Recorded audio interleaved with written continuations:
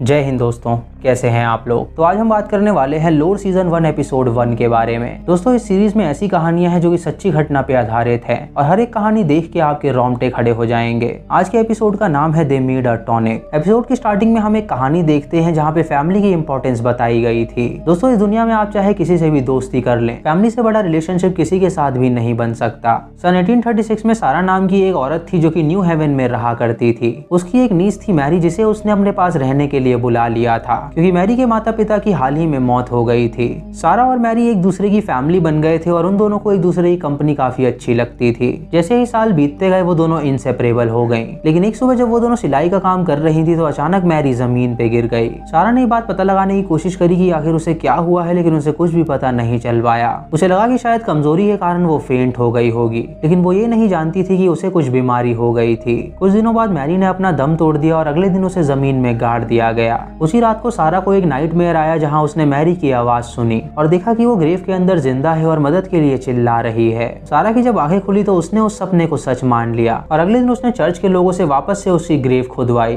और जो वहां पे उन लोगों ने देखा उससे वो चौंक गए। उसके कॉफिन के ऊपर उसके नाखूनों के निशान थे और उसकी उंगलियां टूट गई थी और उसके मुंह से ढेर सारा खून निकला हुआ था, जिससे ये साबित हो गया कि वो कॉफिन के अंदर जिंदा थी और उसके बाद उसकी मौत हो गई थी। दोस्तों, इस घटना के बाद डॉक्टर काफी सतर्क हो गए और वो लाइफ और डेथ के बारे में रिसर्च करने लगे। उन्हें लगने लगा कि जो भी मरने वाला होता है उन्हें वो लोग जिंदा कर सकते हैं और कुछ लोगों का ये मानना था कि ये डेविल उनसे करवाता है। दवाइयों से लोगों की सफरिंग और दर्द मिटाई जा सकती थी, लेकिन मरना और जीना तो सिर्फ ऊपर वाले के हाथ में होता है। उसे दुनिया को कोई भी डॉक्टर रोक नहीं सकता। सन 1883 में जॉर्ज ब्राउन ने भी अपने आप से यही सवाल पूछा था। जॉर्ज एक फार्मर था और उसकी एक बीवी और 3 बच्चे थे। उसकी बीवी की एक बीमारी के कारण पहले ही मौत हो चुकी थी और उसकी बड़ी बेटी मैरी भी उसी बीमारी से जूझ रही थी। जॉर्ज की बेटी हमेशा खांसा करती थी और उसके मुंह से खून निकला करता था। जॉर्ज ने अपने डॉक्टर दोस्त को भी बुलाया था जो पता नहीं लगा पाया था कि आखिर ये कौन सी बीमारी है। जॉर्ज ने लाखों कोशिश करी अपनी बेटी की जान बचाने की, लेकिन डॉक्टर ने उसे बताया कि उसकी बेटी बहुत देर तक जिंदा नहीं रह सकती। दोस्तों, उस जमाने में वो बीमारी इतनी तेजी से फैल चुकी थी कि 4 में से 1 लोग को वो हो ही जाती थी। कुछ दिनों बाद उसकी बड़ी बेटी मैरी भी मर गई और धीरे धीरे अपने परिवार को खोता हुआ देख के वो काफी चिंतित हो गया। अब उसके 2 बच्चे एडविन और उसकी बेटी जिंदा थी।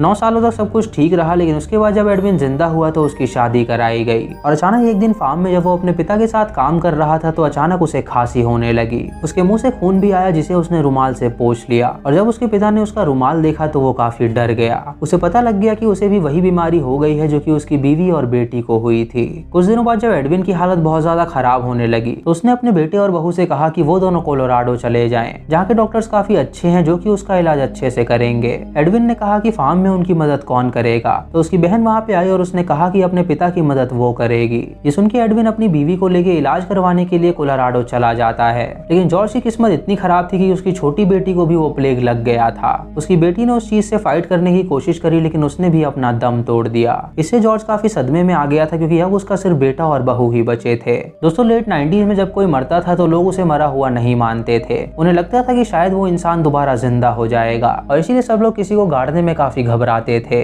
दोस्तों, यहीं से बर्थ हुआ मॉर्चरीज का, जहाँ पे घंटों तक डेड बॉडीज को रखा जाता था ये देखने के लिए कि कहीं वो जिंदा तो नहीं है। जब ये साबित हो जाता था कि वो जिंदा नहीं हो रहे हैं तो उन्हें प्रॉपर बरियल दे दिया जाता था। कई सारी कंपनी सेफ्टी कॉफिन्स बनाने लगी, जहाँ पे उन्होंने कुछ ऐसे कॉफिन का इजाद किया जिसके ऊपर से बेल लगी हुई थी और उस बेल के धागे को मृत शरीर के अंगूठों पे बांध दिया जाता था ताकि अगर कोई जिंदा हो तो वो बेल बजने लगे और वो लोग वापस उसकी ग्रेव खोद के उसे वापस निकाल सके। कई दिनों बाद एडविन अपने पिता जॉर्ज के पास वापस आया और वो अब पूरी तरह ठीक हो चुका था। कुछ दिनों वहाँ पे रहने के बाद अचानक उसकी तबीयत फिर से खराब होने लगी और उसकी तबीयत इतनी ज्यादा खराब हो गई थी कि वो बेड से उठ तक नहीं पा रहा था। एक दिन जॉर्ज के घर में रोज नाम का एक आदमी आया जिसने अपनी बेटी को ठीक कर दिया था। उसने जॉर्ज से कहा कि उसने तरीका निकाल लिया है लोगों को ठीक करने का और अगर वो चाहे तो वो उसके लिए भी वो तरीका बता सकता है। जॉर्ज ने पूछा कि आखिर वो कौन सा तरीका है, तो उसने बताया कि ये सब जो भी हो रहा है वो सब डीमन का किया धरा है जो कि लोगों की सोल चुरा के ले जा रहा है। उसने खुद अपनी बीवी और अपने बेटे को खोया है, लेकिन उसने अपनी बेटी को एक तरीके से जिंदा बचा लिया है। उसने अपने बेटे और बीवी की डेड बॉडीज को खोदा और देखा कि उनकी डेड बॉडीज सड़ गई हैं या नहीं। उसकी बीवी को मरे हुए काफी महीने हो गए थे, लेकिन उसकी डेड बॉडी बिल्कुल वैसी ही थी और इससे उसे पता चल गया कि वो डीमन से पोजेस हो चुकी थी। उसने उसका हार्ट निकाला और उसे जला दिया, जिसके बाद वो डीमन उनका पीछा छोड़ के चला गया और उसकी बेटी आज बिल्कुल सही सलामत है। जॉर्ज का जो डॉक्टर दोस्त होता है वो उससे कहता है कि ये सारी बातें बेतुकी हैं और ये सुन के जॉर्ज उन लोगों को वहाँ से भगा देता है। जॉर्ज की बहू ये सारी बातें सुन लेती है और वो उससे कहती है कि उन्हें ये तरीका अपनाना चाहिए क्योंकि उन लोगों ने दवाई करके देख ली और उसका पति उससे ठीक नहीं हुआ है, तो क्या पता इस तरीके से वो ठीक हो जाए। दोस्तों, उस जमाने में लोग इतने अंधविश्वासी हो गए थे कि वो इस बात को मानने लगे थे और उन्हें लगने लगा था कि शायद किसी डीमन का साया उनके परिवार पर है। जर्मनी के एक रिसर्चर ने ये पता लगाया था कि ऐसा कुछ भी नहीं है। उसका कहना था कि कुछ महीने के बाद भी हार्ट बिल्कुल वैसा ही रहता है, लेकिन लोगों ने उसके साइंस और अपने सुपरस्टिशन को जोड़ दिया, जिससे उन्हें लगा कि अगर डेड बॉडी के हार्ट में खून बचा हुआ है तो उसके अंदर डेविल का वास है। जॉर्ज को अपने बेटे को बचाना था, इसीलिए वो तरीका अपनाने का सोचता है। एक दिन एडविन की हालत इतनी खराब हो जाती है कि जॉर्ज उसको देख के रोने लगता है। जब वो खिड़की के बाहर देखता है तो उसे अपनी बेटी की आत्मा दिखाई देती है, जो कि उसका इमेजिनेशन था और उसे लगता है कि शायद वो सच में है। वो अपने डॉक्टर दोस्त को अगले दिन बुलाता है और उससे कहता है कि उसकी दवाइयाँ किसी काम नहीं आ रही हैं, तो वो प्रोसीजर करना चाहता है जो कि रोज ने उन्हें बताया था। उसका दोस्त भी इस बात से राजी हो जाता है और वो सभी ग्रेवयार्ड में जाते हैं, जहाँ पे रोज कहता है कि जिस किसी की भी हार्ट में अभी खून बचा होगा उसी की बॉडी को डीमन ने होस्ट बना रखा है। सबसे पहले वो जॉर्ज की बीवी की कब्र खोदते हैं जो कि पूरी तरह सड़ चुकी थी। उसके बाद वो उसकी बड़ी बेटी की कब्र खोदते हैं और वो भी पूरी तरह सड़ चुकी थी। फिर वो उसकी छोटी बेटी की कब्र खोदते हैं और देखते हैं कि उसकी बॉडी अभी तक नई जैसी है। ये देख के रोज हैरान हो जाता है और कहता है कि इसी के अंदर डेविल है। वो सभी उसकी बॉडी को मॉर्चुरी में ले जाते हैं और वहाँ पे उसकी बॉडी को काटते हैं और देखते हैं कि उसके हार्ट में खून अभी भी मौजूद है। रोज बताता है कि इसी के अंदर डीमन का वास है और वो उसे जला देता है और जॉर्ज से कहता है कि वो इसका एक टॉनिक बना ले और उस टॉनिक को अपने बेटे को पिलाए, जिससे वो ठीक हो जाएगा। उसने भी अपनी बेटी की जान बचाने के लिए ठीक ऐसा ही किया था। जॉर्ज इस अंधविश्वास को पूरी तरह मान लेता है और वो अपनी बहू को इस बारे में बताता है तो वो भी ये करने को राजी हो जाती है। वो अपनी बेटी के रोस्टेड हार्ट के टुकड़ों को पानी में डालता है और उसकी टॉनिक बनाता है और उसके बाद अपने बेटे के पास ले जाता है उसे पिलाने के लिए। एडविन उससे कहता है कि वो इसे नहीं पी सकता क्योंकि इसके अंदर उसकी बहन का मांस है, तो वो उससे कहता है कि अगर उसे अपनी जान बचानी है तो उसे ये पीना ही होगा। उसकी बीवी उससे कहती है कि अगर वो उससे प्यार करता है तो वो उसे पी ले, और ना चाहते हुए भी एडविन उसे पी लेता है। उसके पीने के बाद उसकी हालत और ज्यादा खराब होने लगती है और एक दिन अचानक उसकी मौत हो जाती है। उसके बाद जॉर्ज को समझ में आता है कि मरना और जीना ऊपर वाले के हाथ में होता है और ना तो ये कोई साइंस ना तो कोई डीमन करता है। उस जमाने में इस घटना की खबर एक न्यूज़पेपर ने छाप दी थी, जिसमें जॉर्ज को क्रिटिसाइज किया गया था और ये लिखा गया था कि उसकी बेटी एक मॉन्स्टर थी जो कि ग्रेव में भी जिंदा थी और उन्होंने उस मॉन्स्टर का नाम दिया वैम्पायर। दोस्तों, ये शब्द इतना फेमस हुआ कि सभी लोग मानने लगे कि वैम्पायर असली में होते हैं। उस जमाने में एक राइटर थे जिनका नाम ब्राम स्टोकर था और वो इसी कहानी को एक स्टेप आगे ले गए। उन्होंने इस कहानी पे एक बुक लिखी ड्रैकुला, जो कि काफी प्रचलित हुई और उसके बाद उस पे एक मूवी भी बनी। दोस्तों, जॉर्ज की बेटी मर्सी ब्राउन को फर्स्ट अमेरिकन वैम्पायर कहा जाता है और लोगों का मानना है कि वो सच में वैम्पायर थी जो कि आज भी जिंदा है। तो दोस्तों, ये थी पहले एपिसोड की कहानी, जहां आपने जाना कि अंधविश्वास से कैसे कहानियां बनती हैं। दोस्तों, आपको ये वीडियो कैसी लगी आप हमें कमेंट सेक्शन में जरूर बताएं।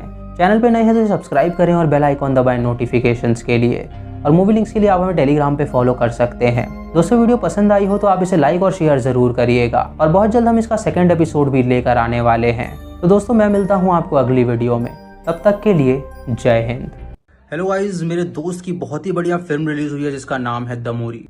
आगे उसका ट्रेलर है, तो आप वो ट्रेलर देखो और उसके बाद उनकी मूवी देखने जाओ। लिंक आपको डिस्क्रिप्शन में मिल जाएगा।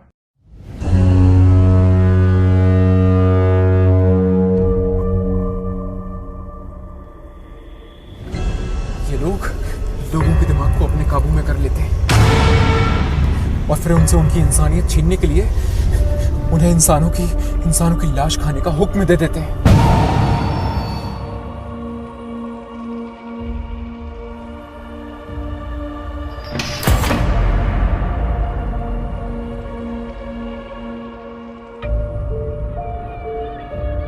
कहना क्या चाहते हो कि वो लोग नरक की जेल से भागकर यहाँ आए?